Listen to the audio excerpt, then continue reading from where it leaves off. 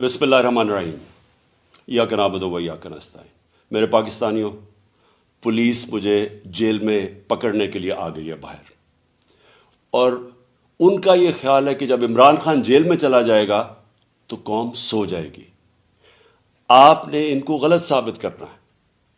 آپ نے یہ ثابت کرنا ہے کہ یہ زندہ قوم ہے، یہ محمد مصطفیٰ نبی صلی اللہ علیہ وسلم کی امت ہے، یہ لا الہ الا اللہ کے نعرے کے اوپر بننے والی قوم ہے۔ آپ نے اپنے حقوق کے لیے، حقیقی آزادی کے لیے آپ نے جد و جہد کرنی اور نکلنا ہے باہر۔ دیکھیں، عمران خان کو اللہ نے سب کچھ دے چکا ہے۔